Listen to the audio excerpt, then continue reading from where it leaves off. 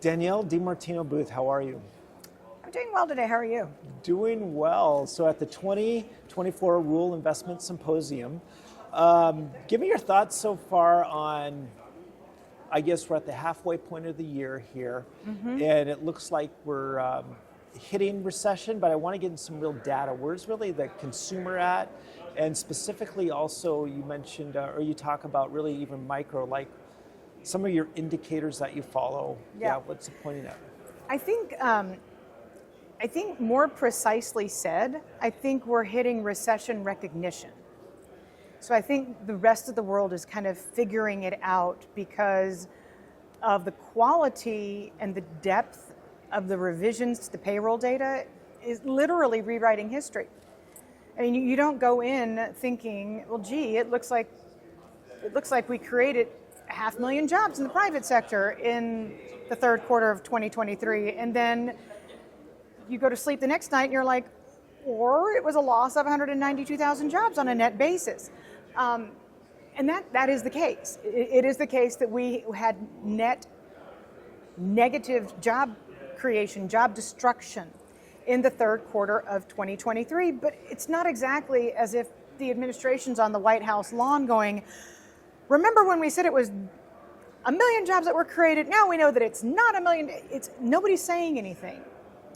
But by the same token, just if you stay in the weeds, let's say 900,000 jobs disappeared in the private sector in the third quarter. Well, then you have to back out of the income accounts. Well, if 900,000 people were not working, then they weren't producing the income that we assumed in that data input. They weren't consuming what we assumed in the GDP. And that's why payroll revisions lead to GDP revisions, and everything rolls backwards. And that's where we are right now. And when you look in the rearview mirror, it really looks like we started recession in October of 2023. We'll be getting another revision for the fourth quarter of 2023 at the end of July, before the Fed meets, mind you, that could show that it's not just the third quarter of 2023, but also the fourth quarter of 2023 that saw net job losses. So now you have 6 months of job losses. Again, it's the recession recognition that's kicking in right now, more than anything else.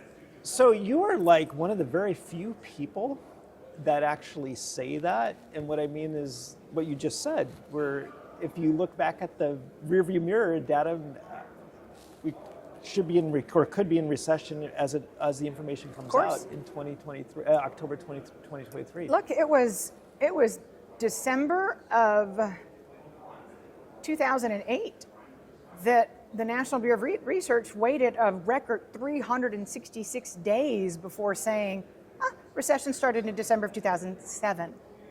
And on average, it takes this entity that is called recessions and called recoveries, on average, it takes about 250 days for them to make the call, for them to have enough information in hand with revisions to say, oh, this is when recession started. Oh, this is when the economy came out of recession and recovery started. Your average recession post-war lasts about 10 months. Not very long. I mean, if we really started, if the U.S. economy really fell into recession last October, are we already out of it? That was my next questions then. I mean, these are deep thoughts. Right. And the reason, this is where Fed policy comes in. This is where Fed policy comes in because it's been 12 months since the Fed made a move on the interest rate front. And some would argue that higher for longer is now detrimental. Well, why is that? Well, because we've had 346 bankruptcies this year. Standard & Poor's just reported. Higher for longer is biting. It's hurting household finances. Income expectations over the last 3 months have declined at the second fastest pace in the history of the University of Michigan sentiment data back to the 60s. So there's a very large, households are getting it, companies are, I mean, if you're filing for bankruptcy, you're getting something. Something's gone wrong if you're going out of business. Right. We've had 500,000 in the last quarter unrevised data. We just 500,000 raw self-employed individuals vanished from the payrolls. Right. So there are lots of very tangible things going on that suggest that this recession is deepening, not ending. Okay, so that has huge implications here then, and even really moving forward, because the Fed is meeting here at the end of this month, correct me if I'm wrong. And I'm not saying look into this crystal ball and make this projection here, but it seems to me, if what you're saying is correct, that this Fed would even be even more dovish, if not be aggressively cutting potentially. And then we have an election. We do have an election, but we have the most apolitical Fed chair since Paul Volcker was in office. Now, according to the Freedom of Information Act, Chair Powell's calendar is everybody's business. So we know that compared to his predecessors, Greenspan, Bernanke, Yellen, we know that he has been up on the Hill more than any other of his prior three predecessors. He is a very politically savvy, shrewd Fed chair who visits with individuals in Congress on both sides of the aisle. He listens to what they have to say. He listens to what is concerning their constituents. That does not mean that he's in President Biden's office every other day and he's taking marching orders. Much different than being political in terms of accepting guidance. In that sense, he's very apolitical. Biden was none too kind, wanted to replace him with somebody else who was much more progressive, advocated for things like digital currency, climate change being addressed by monetary policy, things that Jay Powell would say, kind of, sort of, to paraphrase, over my dead body.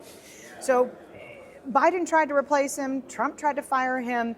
When he was asked at a press conference recently, he said, the politics make no difference. When it's time to lower rates, we will lower rates. Politics be damned. And I take him for his word on that. Yeah. So this has big implications here then. All of this going on, and we're at a natural resource conference here. What are those implications, if you would, for natural resources, specifically for gold, which is a de facto currency, if you would, almost? Well, gold is a de facto safe harbor, right? And that's what it's always been. In good times, in bad times, in inflationary periods, in deflationary bouts brought about by financial market events, gold is your safe harbor. Right. And I've just told you that bankruptcies are running at the fastest pace since 2010. That tells you that there is pain and suffering in the credit market right now, and that we could easily have a credit market event. And if that is the case, then you certainly want to be holding onto your gold. Yeah. Because that's a safe place to be. Yeah, excellent.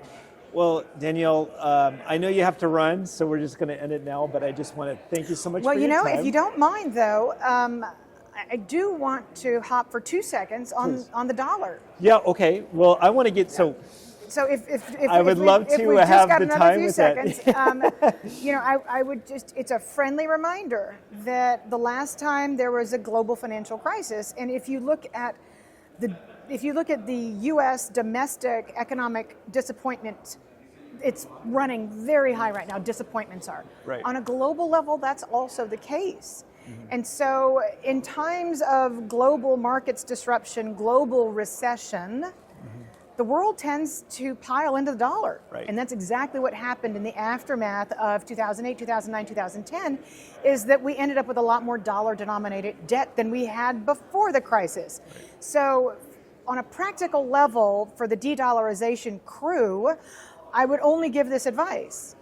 If we're going to have another global recession, if we're going to have another global financial crisis of some kind, even though Yellen said not in my lifetime, but if we are going to go down that path, don't double down on the dollar this time if you want to truly de-dollarize. Right. If you want to stay in the dollar and remain with 87% of all currency transactions being in the greenback, keep doubling down. But on a practical level, until the world stops adopting the dollar, we're never going to get away from it.